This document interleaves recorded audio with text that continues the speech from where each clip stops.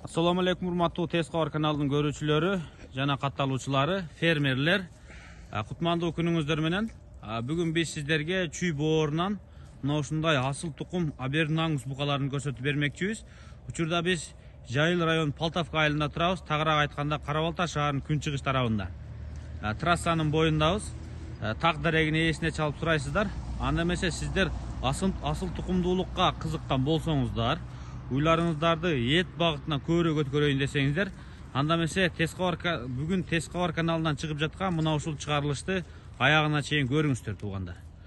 Бүгүн биз сиздерге Казакстандан келген 15 баш бука, мындан кийин туугандар ушул видеонун ичинде эле бооз кунажындар менен эркек ургачы Абердин Аңгус породасындагы музоолорду, торпокторду көрсөтүп беребиз. Алгач биз сиздерге мына ушул букаларды көрсөтүп берели. Тактап айта турган нерсе, мындан 10 күн мурун Тескабар каналынан мындайча айтканда хит болгон Абердин Аңгус бооз өтө келишкен уйларын көргөнсүздөр. Дал ошол уйларды Казакстандан Астана шаарына жакынкы белгилүү бир фермадан алып келгенбиз деди. Мына ушул фермадан эми букаларын алып келиптир. Мындайча айтканда, ошондо эркегине спрос жараткандар көп болгон экен. Бизге алып келип берчи, уруктукка керек деп. Мына ушул производитель катары иштеткенге жашы дагы, параметри дагы, сын сыпатта келишкен букаларды алып келиптир. Анда эмесе мен ээсин чакырайын дагы бир четтен маалыматты сурап берейин. Азыр ээси менин жанымда, саламдашайын, андан кийин маалымат алып берем. Assalamu alaikum ага. Wa alaikum assalam. Иштериңиз жакшыбы? Шүгүр иншалла. Короо малжан тынчпы? Шүгүр кышкыроодо. Барып келдиңиздер. Барып келдик, Кудай кааласа. Өзүң келип калдың жакшы. Биз келдик. Кызматка келдик бүгүн. Жакшы, рахмат. Эми тактайлы, өйдө карабай деп коюңузчу. Мурунку баягы бооз уйларыңыз хит болуптур. Бизге чалып атты. Дагы ушундай уйлар болсо таба берчи, сатылып кетиптир, аттиңай дегендер көп болду. Ооба. Дал ушул короодон алып келдик дедиңиздер, мына олорду. Кудай кааласа ошол. Кана жүрүң ага. Эми айтыңчы, 15 баш экен. Булардын жашы канча? Булардын жашы 1,5 жаштан ушу 2,5 жашка чейинки букалар. Как раз бай иштей турган жаш экен да. Ошо элдин талабы ушу именно ошол ошо аңгустун баягы 3 жаштан өткөндөн кийин дагы бас салмагы оор болуп, бир аз жарабай калат экен. Ошол үчүн эми ушу элдин талабы, себеби да ушу YouTubeга чыгатканыбыздын көпчүлүк көрсүн, күн басына сатылбай, бирден экиден кимге керек болсо, зарыл болсо ушу бирден экиден алып калсын деген ой менен ушу сиздерге кабарлап атабыз. Бул букалар бирден сатылып берет, уруктук катары. Бирден. Дүңүнөн болсо сатып жүрбөй эми баарына дагы. Ошон үчүн бирден ушу көпчүлүккө жетсин деген кабар менен сизди чакырып ошо чыгарып аткан убагыбыз. Так, булар Казакстанда, Астана шаарына жакынкы асыл тукум мына ушундай Абердин Аңгус уйларын кармаган фермадан алып келиптир. Бул ферманын атын купуя сактайын деди. Ал жактагылар да суранып аттыр. Бул жактагы эми муну өзүңүздөр түшүнүңүздөр окшойт. Именно ушундай иш кылгандар сиздер дароо түшүнүңүздөр. Мына көрүңүздөр, мына букалар Абердин Аңгус букалары. Бүт булардын абалы боюнча породага тиешелүү параметрлерди бир аз ээсине сурап сөз кылалы. Абердин Аңгус породасын билесиздер, дүйнөдөгү эң эт багытындагы мыкты породалардын бири. Булар эти тез топтойт. Өтө мына орусча айтканда спокойный булар. Мүнөзү аябай жоош. Адамга жеңил, караганга. Да. Бул семиргенде деле андай эле бир характер көрсөтүп кеткен бул малдар. Паникасы жокму? Жок. Бул баягындай мал боордоп бакканга дагы эң мыкты порода. Бул азыр Абердин Аңгусту Кыргызстанда неге популяризация жүрүп атат, сиз дагы билсеңиз керек. Аңгус буканы алып келип, айылдагы чарба уйларга коюп, эркекти болсо ат көрүм кылганга мыкты экен да булар. Да, андан кийин баягы гибрид Japonis деп коебу, бизче Mites деп коет. Ушундан чыккан, аралашма. Ошондон чыккан букалар дагы эт багытына айрыкча мына ат көрүмгө аябай жакшы болот экен. Аны биз практикадан өткөздүк. Менде да өзүмдө ошондой букалар бар. Булар тоого да, суукка да мыкты, суукту, ооруну жакшы көтөргөн, иммунитети жогорку уйлар да, породалуу малдар. Анан дагы бир айтып кое турган нерсе сизге. Булардын прививкалары, жанагы малга деген баардык немелери бар жогу каралган. Андан эч кандай кабатыр болуунун кереги жок. Бар жогу живой. Болду.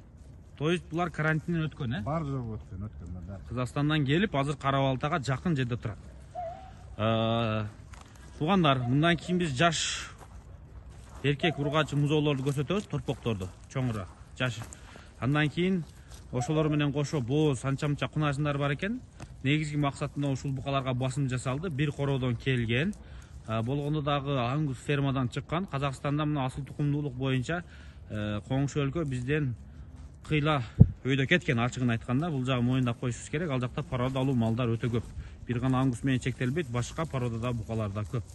Эми ангус акыркы мезгилдердеги эң мыкты породанын бири. Ачыгын айтканда дүйнөдүн кайсы булуң бурчу болбосун, бул уйларга, бул породадан малдарга спрос бар. Бул жагын тегиндебейбиз туугандар.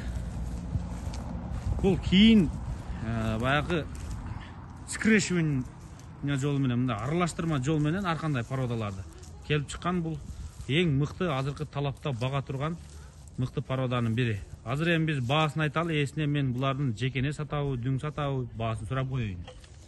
Мен кыскалуу сөз айтайын эми, мунун дүң баса 160 миң болот. Дүң. Да. Анан эми адамдарга ар бирине жетсин деген ой менен сиздерге чыгарып атпайлыбы? Ошол сыңары адамдар кесе мал жакса, андан деле жогору бере турган адамдар акчасына карабайт экен. Ошон үчүн баардык ким муктаж болгондорго ошондой асыл тукум эмени бирден жетсин деген ой менен сиздерден ошо тез кабардан кабарлап атабыз. Келип көрө берсин, мал жактыбы, ошого карап баасын чечип алып кете беришет. 1-2 айдан кийин Кыргызстан боюнча баягы уйлар мындай күйлөп, бука коймай башталат. Кудай кааласа. Мен эми баягы асыл тукум малдарга кызыккан адам катары бир нерсени байкадым бул букалардан. Мындай уят болсо да айтып кое берели. Букалар ачыгын айтканда азыр мындай толуп дөлүгүп турат экен. Рас убагы да, рас убагы. Ал жөнүндө көп айта бериштин кереги жок. Азыр даяр убагы ушул букалар болуп эсептелет. Болду. Как раз 1,5 жаштан 2,5 жашка чейинки букалар ең мыкты иштей турган убагы. То есть производитель катары иштетиңиздер. Андан кийин багып сатсаңыздар да утулбайсыздар да туугандар. Ушу акчаны жөн эле чыгарып аласыз иштетип бүткөндөн кийин. Коркпой чалып байланыша бериңиздер. Бааларын айтты, эми музоолорду көрөлү. Туугандар, биз азыр сиздерге айткандай, жаш мына ушул эркек ургачы торпокторду чыгардык. Бул торпоктор жазда туулган, быйылкы жылдын. Жана август айында кечирээк туулган торпоктор бар экен. 15 чакты торпок бар, жарым эркек, жарым ургачы дейт. Арасында мисалы үчүн мындай биринчи тума, бооз, кунажындар бар экен. Андан кийин бир баш чоң уй, мурунку партияда да уйлар келди го, ошо короодон келген. Мындай өтө гигант бооз уй бар экен. Болгондо да мындай гигант көрдүңүздөрбү? Бул баягы башында айтып өткөн фермадан келген мына ушул уй. Ушулардан чоң келген. Ошо фермадан келген. Мына ошо фермадан. Бооз бул да. Чересчур гигант. Анан мындай кунажындар бар да туугандар, мына биринчи тума кунажындар. Ачыгын айтканда булар арык экен. Мына ол жакта дагы мына жаз айында туулгандар, мына жазда туулгандар мындай чоң болуп калыптыр уже. Мына ол жакта. Жайда мынандайлар. Кичирээктери болсо мына мындай. Булар туугандар жаз айында, кече августта туулгандар экен. Мындайча айтканда подсостор, сүттөн чыккандар. Сүттөн чыга элек кейбирлери. Кейбирлери чыга элек дейт. Эми баасын тактайын. Жаш торпоктор канчадан болот? Мынагы 4-5 баш жүргөн монда биринчи тума канчадан болот? Анан чоң уй канча болот баалары? Чоң уйдун баасы 175 миң болот. Анан кийин жанагы мына бооз кунажындар бир 7-8 кунажын бар. Тигине. Да. Сиз айткандай аны туура айтып койдуңуз. Мына 3-4 бираз арыгыраак экен. Калгандары бойлу мени жакшы. Алар 130-150 миңге чейин. Бооз кунажындар. Мына бирөөсү мол жакта бирөө. Тетигинде бирөө кетти. Мына тетиги жактан бурулду. 4-5 баш бар экен да. Чоң уйдун жанында турат бирөөсү. Калгандары болсо эркек торпоктор өзү мындай жайында туулган торпоктор булар. Буга чейинкилердикин биз алып келип сатканбыз. Азын алжада башая бир 20дай торпок бар, жарым эркек, жарым ургачы. Ошоларда 60 миңден жогору сатылат. Берки кунажында да айтпадыңыз го бооздор. Кунажындарды айтпадым азыр. Турган турпатына жараша 130 миңден 150 миңге чейин. Уй 170, Ал 175 миң. 175 миң сом. Калгандары болсо туугандар мына жаш торпоктор 60 миңден жогору экен. Эркек тандайсыз, ургач тандайсыз же аралаштырып тандайсызбы? Бул жекече өзүңүздөр соодалашасыздар да. Буга эми мындай таризде бир баа айтыш кыйын, өзүңүздөр түшүндүңүздөр окшойт. Мына ушундай туугандар, сиздер Тескогор каналынан мына ушундай Казакстандан келген Абердин ангус породасындагы уйларды, кунажындарды, торпокторду, чоң букаларды көрдүңүздөр. Анда эмесе биздин чыгарылыштарга, ушул чыгарылышка класс комментарий калтырып, өз оюңуздарды комментарийга калтырыңыздар. Мына ушул агаларыбыз буйруса Казакстандан алып келип ташыйт.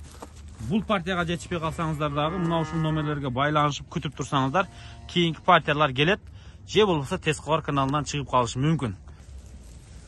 Бул короого дагы туугандар, мындай Авлекөл породасындагы жана мындай сары акбаш мына ушундай букалар сатыкка келиптир. Бул жерде жалаң жаш букалар, то есть сүттөн чыккан подсостор. Авлекөл көпчүлүгү Авлекөл экен туугандар. Бул да Казакстандан келиптир. Канча баш бар? Бүйде 65 баш. 60 баш. Жашы канча? Ай? Жашы ушу 4 айлык, 5 айлык торпоктор. Авлекөл породасындагы основном. Көпчүлүгү. Жанагы сарыла, жана сиз айткандай аралашкан бир аз. Бирок ушулар Авлекөл чалыш окшойт ушулар, Да. Олар Авлекөл чалыш, актары Авлекөл. 60 баш. Дүң баасы канчадан болот булар? Дүң баасы 57 миңден. 57 миң сомдон. Дүң баасы 57 миң сомдон.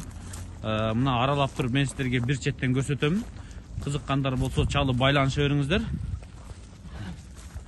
Жалаң эркек, Жалаң эркек. Баары эркек экен туугандар ушулар.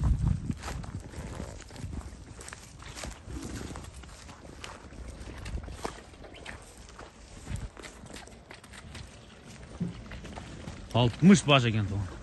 Мына ушуларды алып этке байлаңыздар да. Этке бакканга мына ушул жаш букаларды алып, азыртадан багып даярдаңыздар. Буйруса бүт баары мындай эттүү, көчмөр деп коет эми. Мына ушундай торпоктор экен азыр. Казакстан булар? Казакстан, булар Казакстан. Булар да Казакстан экен. Мына мындай Авлекөлдөрдү көрсөтүп коеюн сиздерге. Мына Авлекөлдөр. Мындай Авлекөлдөр бар экен.